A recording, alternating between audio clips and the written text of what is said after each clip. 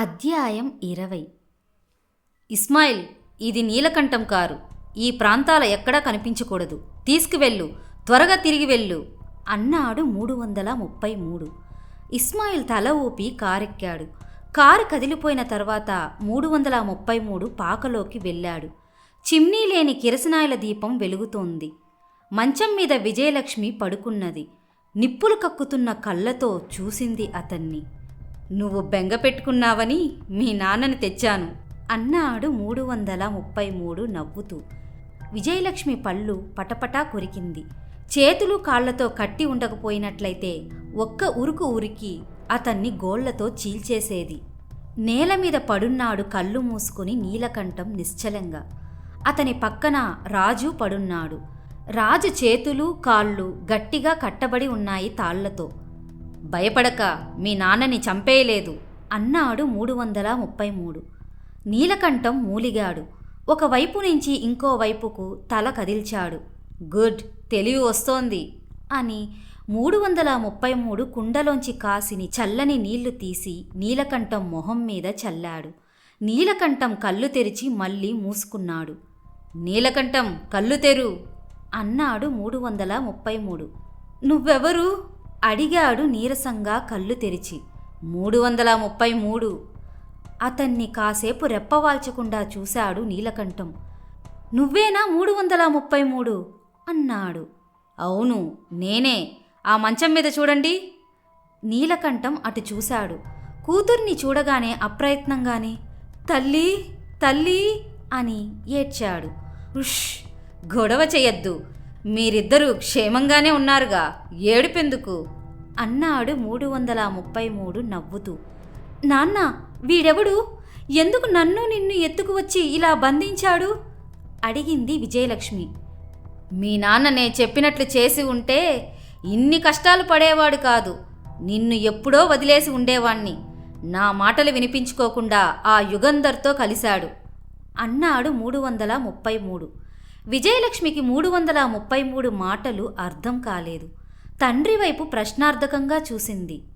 నీలకంఠం, ఇప్పుడైనా బుద్ధిగా ప్రవర్తిస్తావా అడిగాడు 333.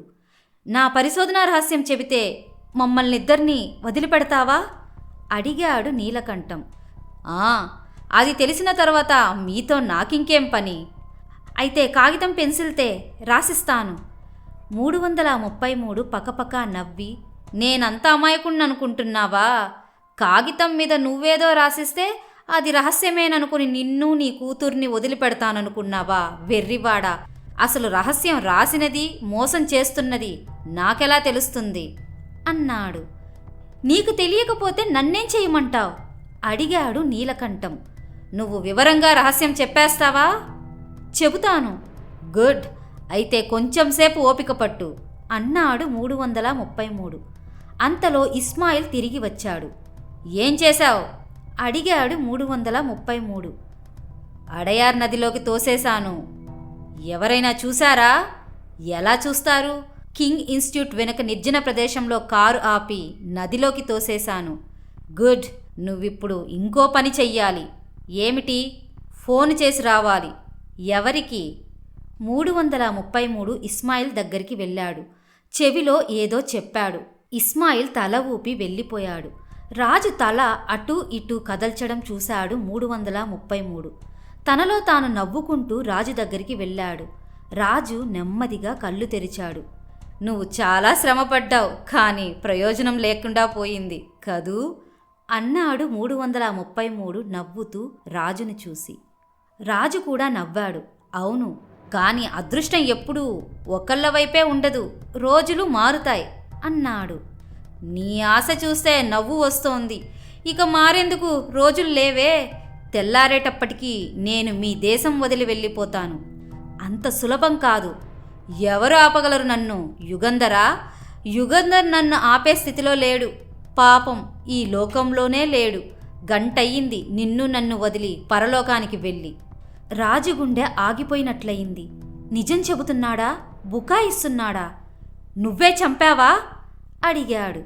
అవును, నా దారిగా అడ్డు వస్తే చావు తప్పదు. అయితే నన్ను చంపలేదే? నా మీద నీకెందుకంత ప్రేమ నీతో పనున్నది. ఏమిటా పని? త్వరలోనే తెలుస్తుంది.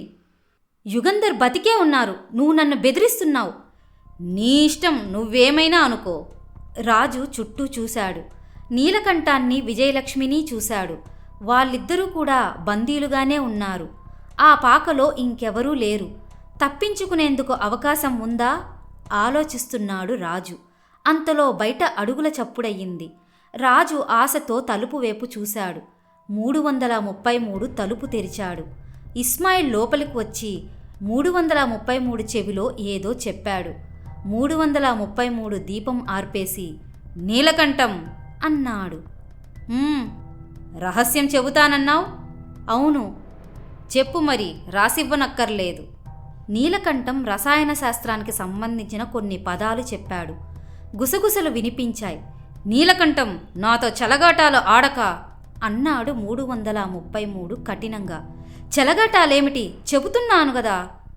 నోటికి వచ్చిన పిచ్చివాగుడు వాగుతున్నావు. కాదు, నా పరిశోధన ఫలితం చెబుతున్నాను. నీకర్థం కాకపోతే నన్నేం చేయమంటావు అన్నాడు నీలకంఠం కోపంతో. మిస్టర్ నీలకంఠం! అన్నాడు నీలకంఠం. అది కొత్త కంఠస్వరం. 333ది కాదు, ఇస్మాయిల్ది కాదు. రాజు కూడా చెవులు రిక్కించుకుని వింటున్నాడు. మీరు బుకాయించి ప్రయోజనం లేదు. మీరు చెప్పిన మాటలకి అర్థం లేదు అని నీలకంఠం వాడిన పదాలని విపులీకరించి అవి అర్థం లేని మాటలని రుజువు చేశాడు ఆ మనిషి. అతను ఎవరో సైంటిస్ట్ అయి ఉండాలి అనుకున్నాడు రాజు. మీ గొంతు ఎక్కడో విన్నట్లున్నది. మీరెవరు? అడిగాడు నీలకంఠం. అది అప్రస్తుతం. నే వచ్చిన పని మీరు కనిపెట్టిన విషయం తెలుసుకోవడం. చెప్పండి అన్నాడు అతను గంభీరంగా. నీలకంఠం మౌనంగా ఉండిపోయాడు. నీలకంఠం, చెప్పు అన్నాడు 333. జ్ఞాపకం వచ్చింది. మీరు సయ్యద్ నజీముద్దీన్ కదూ? అంతర్జాతీయ అటామిక్ సైంటిస్ట్ సభకి పరిస్థాన్ ప్రతినిధిగా వచ్చారు కదూ? అవునా అడిగాడు నీలకంఠం. అవన్నీ అనవసర విషయాలు. టైం వృధా చెయ్యొద్దు అన్నాడు 333. అవును, వారం రోజుల క్రితం మీరు మరేదో ప్రతినిధి వర్గంతో మా దేశం వచ్చినట్లు పత్రికల్లో చదివాను. మిస్టర్ నజీముద్దీన్, మీరు మీ దేశంలో ప్రఖ్యాత సైంటిస్ట్ కదా. గూఢాచారిగా పనిచేయవలసిన కర్మేమిటి మీకు? నజీముద్దీన్ మాట్లాడలేదు. నీలకంఠం, అనవసర ప్రస్తావనతో కాలయాపన చేస్తున్నావు హెచ్చరించాడు 333. నువ్వు ఫూల్వి. నేను నా పరిశోధనల రహస్యం నిజంగా చెబుతాననుకున్నావా? అటువంటి ఘోరమైన మారణాయుధాన్ని నిర్మించే అవకాశం మీకిస్తాననుకున్నావా? నీ ఇష్టం వచ్చినది చేసుకో అన్నాడు నీలకంఠం. 333 జవాబు చెప్పలేదు. అగ్గిపుల్ల గీశాడు. ఆ అగ్గిపుల్లతో దీపం వెలిగించాడు. మండుతున్న పుల్లని చేతిలో పట్టుకొని విజయలక్ష్మి పడుకున్న మంచం వైపు నడిచాడు. నెమ్మదిగా ఆ పుల్లని ఆమె పాదం దగ్గర పెట్టాడు. అమ్మో అన్నది విజయలక్ష్మి. నిస్సహాయంగా జాలిగా చూశాడు కూతుర్ని నీలకంఠం. రాజు పళ్ళు పటపటా కొరికాడు. చేతుల కట్లని తెంపుకునేందుకు బ్రహ్మాండమైన ప్రయత్నం చేశాడు. కానీ ప్రయోజనం లేకపోయింది. నజీముద్దీన్ నీలకంఠం దగ్గరికి వెళ్ళాడు. మిస్టర్ నీలకంఠం, కొంతసేపు సహించినా, కొంత బాధ భరించినా చివరికి మీరే చెప్పేస్తారు. ఈ బాధలు పడి మీ కూతుర్ని బాధ పెట్టి చివరికి లొంగిపోవడం కన్నా ముందే చెప్పేయడం వివేకం కదూ అన్నాడు. ప్రాణం పోయినా వదులుతాను కానీ చెప్పను. ప్రాణాన్ని వదులుకోవడం సులభమే ఈ బాధలు భరించడం కన్నా అన్నాడు 333. జేబులోంచి చిన్న చాకు తీశాడు. ఆ చాకుని అరచేతి మీద పదును పెట్టాడు. నెమ్మదిగా నీలకంఠం దగ్గరికి వెళ్ళాడు. విజయలక్ష్మి చూడలేక కళ్ళు మూసుకుంది. రాజు మొహం తిప్పేసుకున్నాడు. నీలకంఠం ఒక మూలుగు మూలిగాడు. అతని చేతివేళ్ల కొనల్లోంచి రక్తం కారుతోంది. చెప్పు. నీలకంఠం మాట్లాడలేదు. 333 జేబులోంచి ఒక చిన్న అట్టముక్క తీశాడు. దానికి పెద్ద గుండు సూదులు గుచ్చి ఉన్నాయి. వాటిలో 4 ఏరాడు. విజయలక్ష్మి దగ్గరికి వెళ్ళాడు. దొండపల్లలాటి ఎర్రని పెదిమలు, నున్నని నిండు బుగ్గలు అంటూ 2 సూదులు ఆమె పెదిమల మీద గుచ్చాడు. కెవ్వుమన్నది విజయలక్ష్మి. చెప్పు అన్నాడు 333 నీలకంఠాన్ని గదమాయిస్తూ. నీలకంఠం మాట్లాడలేదు. భగవంతుణ్ణి తలుచుకొని ప్రార్థిస్తున్నాడు. నీకింకా సహనం ఉందా? చూస్తాను అన్నాడు ఉద్రేకంతో 333. విజయలక్ష్మిని భుజం పట్టుకుని లేవదీసి నిలుచోబెట్టాడు. నీలకంఠం, ఇటు చూడు ఈ దృశ్యం, ఏ తండ్రి చూసి ఉండడు అంటూ విజయలక్ష్మి ఒంటిమీద బట్టలు పరపరా లాగేశాడు. తన మానాన్ని కాపాడుకునేందుకు వీలు లేకుండా ఆమె 2 చేతులు కట్టేసి ఉన్నాయి. నిమిషంలో విజయలక్ష్మి వివస్త్ర అయినది. చూడు ఇప్పుడేం జరుగుతుందో. ఇస్మాయిల్ ఇటురా అన్నాడు 333. నాన్నా నాన్నా అంటూ ఏడుస్తోంది విజయలక్ష్మి. రాజు చూడలేకపోయాడు. తన కళ్ళు ఆ దృశ్యాన్ని చూడలేక గుడ్డి అయిపోవాలి. నాన్నా నాన్నా అరిచింది మళ్ళీ విజయలక్ష్మి. నీలకంఠం కళ్ళు మూసుకున్నాడు. కళ్ళు తెరు, చూడు, నీకోసమే ఈ వినోదం అని బూట్స్ కాలితో నీలకంఠాన్ని గెడ్డం మీద ఒక్క తన్ను తన్నాడు 333. అయినా నీలకంఠం కళ్ళు తెరవలేదు. ఆ దృశ్యం చూడదలుచుకోలేదు. ఆఖరిసారి అడుగుతున్నాను, చెబుతావా అడిగాడు 333. తల్లి విజయ, చచ్చిపోమ్మా అన్నాడు నీలకంఠం కళ్ళు మూసుకుని. నాన్న, చావు రావడం లేదు అంటూ ఏడ్చింది విజయలక్ష్మి. రాజు భరించలేకుండా ఉన్నాడు. తను చూస్తూ ఊరుకోవడమా? తన కళ్ళ ముందు ఇంత ఘోరం జరుగుతూ ఉంటే ఎలా ఊరుకోవడం? అంతవరకు భరించడమే కష్టమైంది. ఇంకా చూస్తూ ఊరుకున్నాడా? విజయలక్ష్మికి ఏమైనా అయ్యిందా? ఆ దృశ్యం ఈ జీవితాంతం మరిచిపోలేడు. తనకిక ఈ జీవితంలో పౌరుషం అనేది ఉండదు. ఈ అవమానాన్ని తలుచుకొని కుంగిపోతాడు.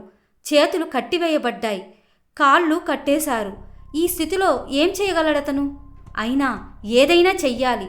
నెమ్మదిగా జరిగాడు. 2 కాళ్ళు కలిపి కట్టి ఉన్నాయి. అయినా ఎత్తవచ్చు. 2 కాళ్ళు ఎత్తాడు. 333 రాజుని చూడలేదు. 333ని మోకాళ్ళ మీద ఒక్క తన్ను తన్నాడు బలం కొద్దీ వెనక నుంచి. అమాంతం తగిలిన ఆ తన్నుకి 333 ముందుకు వెళ్ళి దీపం మీద పడ్డాడు. దీపం ఆరిపోయింది. స్కౌండ్రల్, నీకింత పొగరా? నిన్ను చంపకుండా వదలడం పొరపాటు అంటూ తాచుపాములా లేచాడు 333. వాయిస్ యాజ్ మ్యూజిక్ యూట్యూబ్ ఛానల్లో అధ్యాయం 21. ఏదో చప్పుడయ్యేసరికి తను గదిలోంచి బయటకు వచ్చానని, నీడలా ఎవరో నీలకంఠం గదిలో నుంచి బయటికి రావడం చూశానని, అతన్ని వెంబడించానని, ఆ మనిషి నీలకంఠం కారులో బయలుదేరడం చూసి తను ఫియట్ కారులో వెంటాడానని విమల యుగంధర్కి చెప్పింది. నువ్వు చెయ్యగలిగినదంతా చేశావు, థ్యాంక్స్ అన్నాడు యుగంధర్. యుగంధర్ తీవ్రంగా ఆలోచిస్తున్నాడు. 333 నీలకంఠాన్ని, రాజుని ఎక్కడికి తీసుకువెళ్ళి ఉంటాడు? నీలకంఠాన్ని తీసుకుని దేశం విడిచి పారిపోతాడా? పోలీసులు అన్ని చోట్ల కాపలా కాస్తుంటారని తెలియదా? తను దేశం విడిచి వెళ్ళిపోయేంతవరకు జోక్యం కల్పించుకోవద్దని తనకి 333 చెప్పడం వట్టి బుకాయింపు అయి ఉండాలి. ఈ దేశం విడిచి వెళ్ళలేనని అతనికి తెలిసే ఉండాలి. నీలకంఠాన్ని హింసించి రహస్యం తెలుసుకునేందుకు ఎక్కడికో తీసుకువెళ్ళి ఉండాలి. నీలకంఠం ఒకవేళ చెప్పినా 333కి అర్థమవుతుందా? నిజం చెబుతున్నది, అబద్ధం చెబుతున్నది ఎలా తెలుస్తుంది? పెద్ద సైంటిస్టులకే అర్థం కాదు. ఏవో పిచ్చి మాటలు చెప్పి అదే రహస్యమని నీలకంఠం అంటే కాదని 333కి ఎలా తెలుస్తుంది? యుగంధర్ వ్యాన్ని చాలా వేగంగా నడుపుతున్నాడు. మద్రాసు పొలిమేరలు చేరుకున్నారు. చటుక్కున కారు ఆపి రోడ్డు మీద ఉన్న పబ్లిక్ ఫోన్ బూత్లోకి వెళ్ళాడు. ఒక అజ్ఞాత ప్రభుత్వోద్యోగికి టెలిఫోన్ చేశాడు. ఇటీవల పాకిస్తాన్ నుంచి ఎవరైనా సైంటిస్టులు మన దేశానికి వచ్చారా అడిగాడు. నజీముద్దీన్ వచ్చాడు. ఎక్కడ దిగాడో మీకు తెలుసా? హోటల్ మూన్లైట్లో. థ్యాంక్స్. 15 నిమిషాలలో పోలీస్ వ్యాన్తో యుగంధర్ హోటల్కి వెళ్ళి మేనేజర్ని అడిగాడు. నజీముద్దీనా? లేరండి, బయటకు వెళ్ళారు. ఎంతసేపయింది వెళ్ళి? గంటయ్యింది. ఇంత అర్ధరాత్రి వెళ్ళారా? ఎందులో వెళ్ళారు? ఎవరో ఒక అతను వచ్చి టాక్సీలో తీసుకువెళ్ళాడు. టాక్సీ నంబర్ తెలుసా?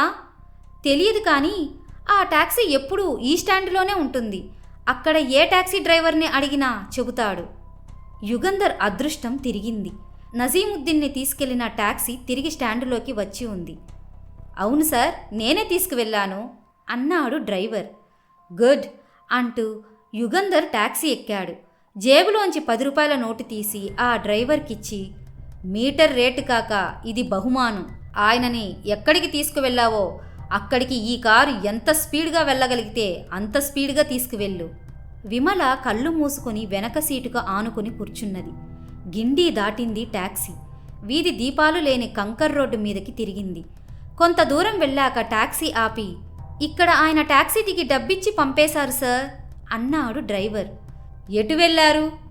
అదిగో అటు అన్నాడు వేలుతో చూపిస్తూ. చీకటిగా ఉంది.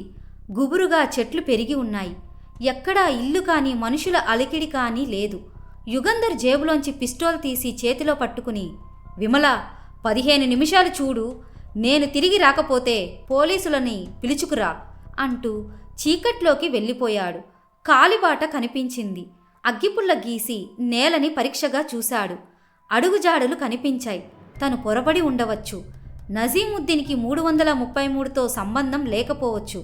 కానీ పరిస్తాన్ దేశ సైంటిస్ట్ నజీముద్దీన్ లాంటివాడు ఈ సమయంలో ఈ దేశానికి రావడం కేవలం కాకతాళీయం అనుకోలేకపోయాడు యుగంధర్. కాలిబాటని అనుసరించి చీకట్లో నడిచాడు. ఏవో మాటలు వినపడ్డాయి. చుట్టూ చూశాడు. మినుకు మినుకుమంటూ సన్నని వెలుగు కనిపించింది. చప్పుడు చెయ్యకుండా అటు చకచకా నడిచాడు. అది చిన్న పాక. తలుపు మూసి ఉంది. తలుపు పక్కన ఆగాడు. 333 కంఠస్వరం వినిపించింది. యుగంధర్ ఒంట్లో రక్తం వడివడిగా ప్రవహించింది. పిస్టోల్ గట్టిగా పట్టుకున్నాడు. అంతలో దబీమని చప్పుడయ్యింది. ఎవరో పడ్డారు. దీపం ఆరిపోయింది. నిన్ను చంపకుండా వదిలిపెట్టడం పొరపాటు అని అమితమైన రౌద్రంతో 333 అన్న మాటలు వినిపించాయి. ఎవరిని చంపబోతున్నాడు? ఇంకెవర్ని? రాజుని. లోపల చీకటిగా ఉంది.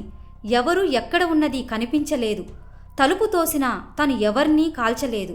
పైగా తను వాళ్ళ పిస్టోల్కి గురి అవుతాడు. ఏం చెయ్యాలి? తను ఏమీ చెయ్యకపోతే రాజుని చంపేస్తాడు. ఈ ఆలోచనలన్నీ యుగంధర్ మనస్సులో అరక్షణంలో దొర్లిపోయాయి. తన ప్రాణాన్ని బలిచేసి అయినా రాజు ప్రాణాన్ని కాపాడడానికి యుగంధర్ సందేహించలేదు. ఒక్క తన్ను తన్నాడు తలుపుని. నీ పాపం పండింది, కాచుకో అని అరిచాడు. అది జాజికాయ చెక్కలతో చేసిన తలుపు. ఒక్క తన్నుకే ఫెలఫెలమని విరిగిపడింది. లోపల కటిక చీకటి. అరక్షణం పాటు ఘోరమైన నిశ్శబ్దం. తప్పుకోండి, పేలుస్తాడు రాజు కేక వేశాడు. రాజు వాక్యం పూర్తి కాకముందే ఢామ్ అన్నది పిస్టోల్. సరిగ్గా ఆ సమయానికి యుగంధర్ మట్టిగోడ వెనక్కి జరిగాడు. గుండు యుగంధర్ భుజానికి తగిలింది. లోపలికి ఎక్కడికో దూసుకుపోయింది. చెయ్యి కోసేస్తున్నట్లు మంట. 333 పిస్టోల్ పేల్చినప్పుడు వచ్చిన వెలుగుని బట్టి అతను ఉన్న చోట తెలిసింది. అటు గురిపెట్టి పిస్టోల్ పేల్చాడు యుగంధర్. బాబ్రే అన్న అరుపు వినపడింది. గుండు తగిలి పడిపోయాడా? ఏ చేతికో కాలుకో తగిలిందా? తలుపు దగ్గర నిలుచుంటే ప్రయోజనం లేదు. మోకాళ్ల మీదికి వంగాడు. పాకుతూ పాకలోకి వెళ్ళాడు చప్పుడు చెయ్యకుండా. పాకలో నిశ్శబ్దం.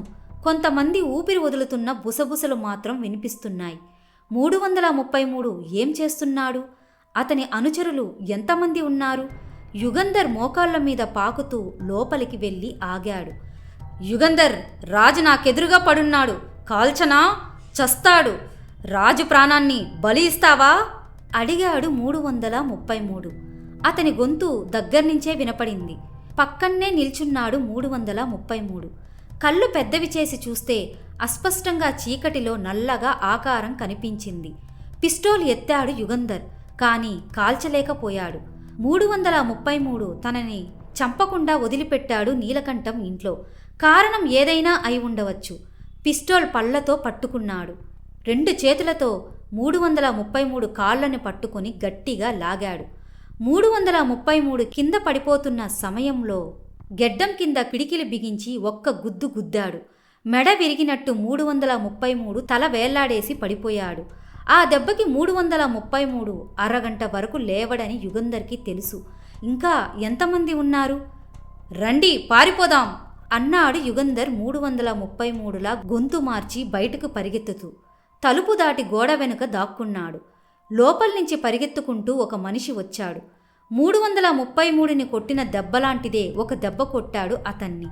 ఆ మనిషి కట్టి విరిగినట్లు పడిపోయాడు. ఇంకో మనిషి పరిగెత్తుకుని వచ్చాడు. అతన్ని కొట్టాడు. అతను పడిపోయాడు. 5 నిమిషాలు ఆగాడు యుగంధర్. లోపల్నుంచి ఇంకెవరూ రాలేదు. లోపలికి వెళ్ళాడు. అగ్గిపుల్ల గీసి చుట్టూ చూశాడు.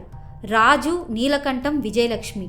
యుగంధర్ చటుక్కున కళ్ళు మూసుకుని అగ్గిపుల్లని ఊదేశాడు. చీకటిలో ఆమె దగ్గరికి వెళ్ళి మాట్లాడకుండా ఆమె చేతులకి కాళ్ళకి ఉన్న తాళ్ళని ఊడదీసి ఆమెకు తన కోటు తీసి ఇచ్చి, ఇక దీపం వెలిగించనా అడిగాడు. అన్నది ఆమె. దీపం వెలిగించాక తన చీర వెతికి తీసుకుంది. రాజు కట్లు విప్పాడు. నీలకంఠాన్ని సమీపించాడు. నీలకంఠానికి స్పృహ లేదు.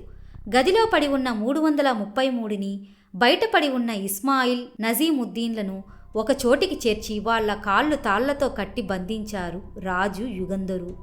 సరిగ్గా ఆ సమయానికి విమల పోలీసులతో వచ్చింది. మీరు చెప్పిన గడువు అయిపోయింది, అందుకని పోలీసులని తీసుకుని వచ్చాను అన్నది.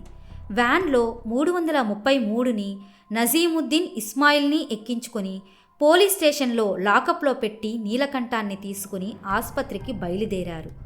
యుగంధర్కి, రాజుకి కూడా చికిత్స అవసరం. Detective యుగంధర్కి కట్టుకడుతున్నాడు doctor.